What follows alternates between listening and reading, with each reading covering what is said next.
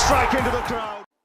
வணக்கம் நண்பர்களே, welcome to my channel CCF உங்கள் cricket with mister cocktail furious. So எல்லாருக்குமே பிஜிடி ஃபீவர் வந்திருக்கும். இன்னும் ஒரு நாள் தான், நவம்பர் 22 வந்து பார்த்தீங்கன்னா first test match Australia versus India at Perth start ஆக போகுது.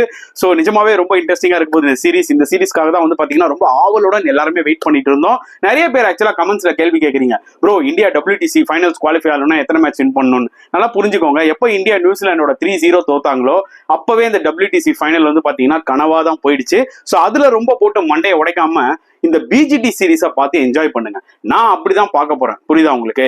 ஈவன் இந்தியா வந்து பாத்தீங்கன்னா 3-2 அப்படின்னு சொல்லி ஆஸ்திரேலியா வின் பண்ணா கூட, WTC ஃபைனல்ஸ் போலனா கூட, இந்த ஒரு விக்டரி வந்து பாத்தீங்கன்னா எனக்கு தெரிஞ்சு WTC ஃபைனல்ஸை விட பெரிய விக்டரின்னு நான் நினைப்பேன். ஏன்னா ஆஸ்திரேலியால போய் நீங்க எவ்வளவு தடவை ஆஸ்திரேலியாவை அடிச்சாலும் இட் கிவ்ஸ் லாட் ஆஃப் அந்த என்ன சொல்றது ஒரு சந்தோஷம் வேற லெவல்ல இருக்கும். ஏன்னா 2 பேரையும் நம்ம வின் பண்ணியிருக்கோம். ஸோ அந்த ஃபீலிங் நம்மளுக்கு தெரியும். அதனால அந்த WTC-யை தூக்கி ஓரமா போட்டுட்டு இந்த BGT 2024 நல்லா ஃபர்ஸ்ட் பால்ல இருந்து நல்லா என்ஜாய் பண்ணுங்கன்றதுதான் என்னோட ஒரு பாயிண்ட் ஆஃப் வியூ. ஸோ கண்டிப்பா நீங்க எல்லாம் என்ஜாய் பண்ணுங்க. அதுல எந்த டவுட்டுமே இல்லை. அப்படிதான் இருக்க போகுது, அப்படிதான் எக்ஸ்பெக்ட் பண்றேன். 2 டீமும் வந்து பாத்தீங்கன்னா பயங்கரமா ஒரு காம்படிட்டிவா விளையாடுவாங்கன்றதுதான் வந்து பாத்தீங்கன்னா நான் நினைக்கிறேன். அண்ட் ஆஸ்திரேலியா இந்த தடவை ரொம்ப டெஸ்பரேட்டா இருப்பாங்க, அதுல எந்த டவுட்டுமே கிடையாதுங்க. ஏன்னா 2 முறை அவங்க வந்து பாத்தீங்கன்னா ஆஸ்திரேலியால ஹோம்லேயே வந்து பாத்தீங்கன்னா இந்தியாவோட தோத்துட்டாங்க சீரீஸ். அண்ட் லாஸ்டா அவங்க BGT ட்ராஃபியை தூக்குனது எப்போ? 2013-14. It's been a long back, almost 10 years ஆயிடுச்சு அவங்க அந்த BGT ட்ராஃபியை லிஃப்ட் பண்ணி. அண்ட் ஆல்மோஸ்ட் இந்தியா வந்து பாத்தீங்கன்னா 5 சீரீஸா தட்டி தூக்கிட்டு இருக்காங்க.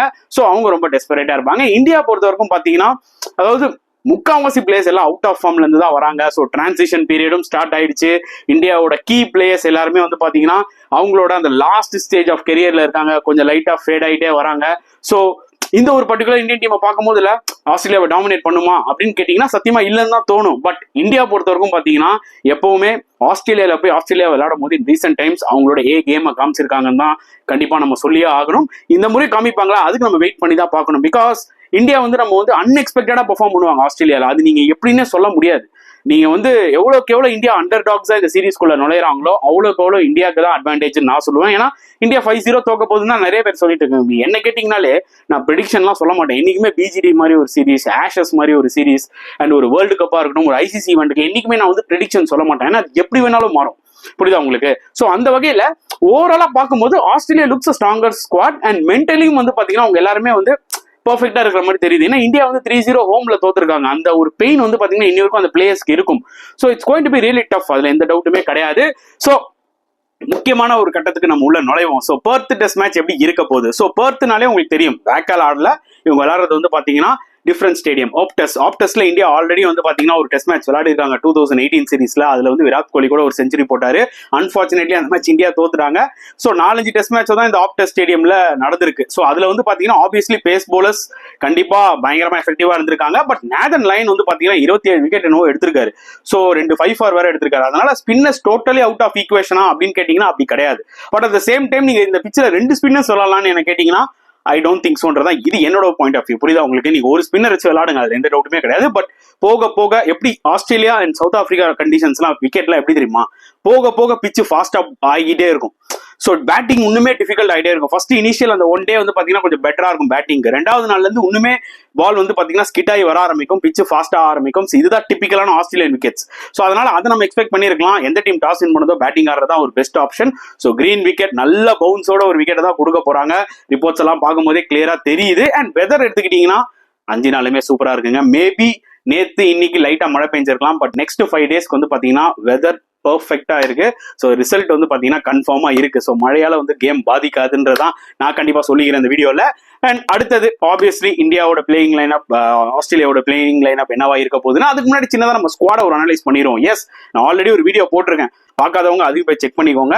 பட் இந்த ஒரு பர்டிகுலர் வீடியோ வந்து பாத்தீங்கன்னா நம்ம கண்டிப்பா ஸ்குவாடையும் லைட்டா டச் அப் பண்ணிக்கலாம். ஏன்னா புதுசா சில வியூவர்ஸ் வந்து பார்ப்பாங்க.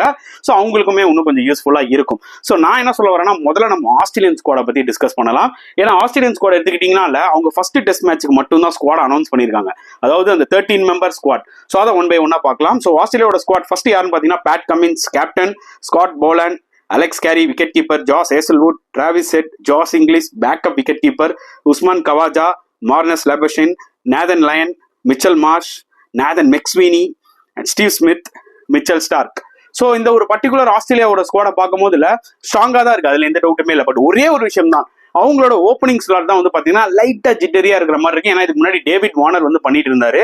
இப்போ அவர் ரிட்டையர் ஆனதுனால வந்து பாத்தீங்கன்னா ஆப்வியஸ்லி அவங்க ஒரு ஸ்லாட்ல வேற ஒரு பிளேயரை ஃபில் பண்ணி தான் ஆகணும். நான் பர்சனலா மார்க்கஸ் ஹாரிஸை வந்து அவங்க ஸ்குவாட்ல எடுப்பாங்கன்னு நினைச்சேன். ஏன்னா அவருக்கு வந்து பாத்தீங்கன்னா இந்தியாவோட ஆடின எக்ஸ்பீரியன்ஸும் இருக்கு. அண்ட் என்ன பொறுத்தவரைக்கும் is a better player then Nathan McSweeney. But எதுவுமே சொல்ல முடியாது. மெக்ஸ்வீனி கூட வந்து பாத்தீங்கன்னா அவரோட டெபியூ மேட்ச்ல செஞ்சுரி போடலாம். அவர் வந்து டொமஸ்டிக் மேட்சஸ்ல நிறைய ரன் ஸ்கோர் பண்ணதுனால தான் வந்து பாத்தீங்கன்னா அவர் ஆஸ்திரேலியா ஏ அந்த ஸ்குவாடுக்குள்ள வந்தாரு, இந்தியா ஏ கூட விளையாடினாரு. ஸோ அதனால அவரை டிராஃப்ட் பண்ணியிருக்காங்க.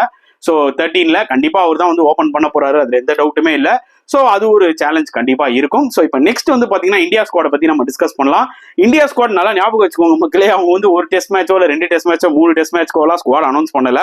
கம்ப்ளீட்டா 5 டெஸ்ட் மேட்ச்க்குமே வந்து பாத்தீங்கன்னா அவங்க ஸ்குவாட் அனௌன்ஸ் பண்ணிருக்காங்க.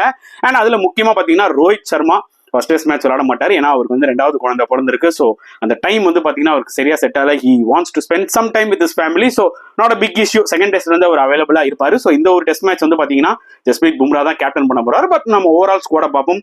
Rohit Sharma captain, Jasprit Bumrah vice captain, Yashasvi Jaiswal, Abhimanyu Easwaran, Shubman Gill, Virat Kohli, KL ராகுல், Rishabh Pant, Sarfaraz Khan, Dhruv Jurel, Ravichandran Ashwin, Ravindra Jadeja, Mohammed Siraj, Akash Deep, Prasidh Krishna, Harshit Rana, Nitish Kumar Reddy, Washington Sundar. And travelling ரிசர்வ்ஸ்ல வந்து பாத்தீங்கன்னா 3 ஃபாஸ்ட் பவுலர் வச்சிருக்காங்க. முகேஷ் குமார், நவ்தீப் சைனி அண்ட் கலீல் அஹ்மத். ஸோ ஓவராலா இந்த ஒரு ஸ்குவாடை பத்தி நான் ஏற்கனவே டீடைலா ஒரு வீடியோல சொல்லியிருக்கேன். நீங்க தாராளமா போய் செக் பண்ணிக்கோங்க. ஸோ இந்தியா கிட்ட வந்து பாத்தீங்கன்னா உங்ககிட்ட இருக்கிற பெஸ்ட் பிளேஸ் யார் யாரோ ஏதாவது எடுத்து போட்டிருக்காங்க. அதுல எந்த டவுட்டுமே கிடையாது. நிறைய பேர் கேட்பீங்க ஏன் ப்ரோ அக்சர் பட்டேல் இல்லைன்னு. ஜடேஜாக்கே பாத்தீங்கன்னா இந்த பர்டிகுலர் ஸ்குவாட்ல பெருசா வேலை இருக்குமான்றது தெரியாதுங்க. ஏன்னா அவரு ஜடேஜா எதுக்குள்ள ஈக்குவேஷன் வருவார்னா இந்த ஒரு மெல்போர்ன் மாதிரி விக்கெட்ல, ஒரு சிட்னி மாதிரி விக்கெட்ல தான் ஜடேஜாவே உள்ள வருவார். ஸோ 2 லெஃப்ட் ஆர்ம் ஸ்பின்னர்ஸ் நீங்க ஆஸ்திரேலியா ஸ்குவாட்ல வச்சுக்கிறதுல அர்த்தமே கிடையாது. அதனாலதான் வந்து பாத்தீங்கன்னா அவங்க அக்சருக்கு போகல. அண்ட் இப்போ நம்ம பிளேயிங் 11 ப்ரெடிக்ஷன் பத்தி டிஸ்கஸ் பண்ணலாம். என்னோட ப்ரெடிக்ஷனை நான் சொல்ல போறேன். உங்களுக்கு சில கருத்துக்கள் இருக்கும், தாராளமா நீங்க கமெண்ட் செக்ஷன்ல போடலாம். ஸோ முதல்ல ஆஸ்திரேலியாவோட பிளேயிங் 11 நம்ம பார்ப்போம். ஸோ ஆஸ்திரேலியாவோட பிளேயிங் 11 ஜட்ஜ் பண்றது ரொம்பவே ஈஸி. ஏன் தெரியுமா? அவங்க 13 மெம்பர் ஸ்குவாட் அனௌன்ஸ் பண்ணியிருக்காங்க. அதுல கண்டிப்பா ஸ்காட் பாலன் இருக்க மாட்டார் 11ல. அப்புறமா ஜோஷ் இங்கிலீஷ் வந்து பாத்தீங்கன்னா பேக்கப் விக்கெட் கீப்பர். அவங்க 2 பேரை தூக்கிட்டீங்கன்னா மிச்சம் இருக்கிறதா 11. என்ன ஒரு பேட்டிங் ஆர்டர் வேணா நம்ம கிளியரா சொல்லலாம். So openers will be obviously Nathan McSweeney, அவர் டெபியூ பண்ண போறாரு. It's going to be really interesting. And Usman Khawaja.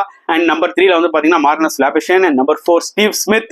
And number 5 வந்து பாத்தீங்கன்னா Travis Head. Number 6 Mitchell Marsh. Number 7 Alex Carey. Number 8 Pat Cummins the captain. Number 9 வந்து பாத்தீங்கன்னா Mitchell Starc. Number 10 Nathan line.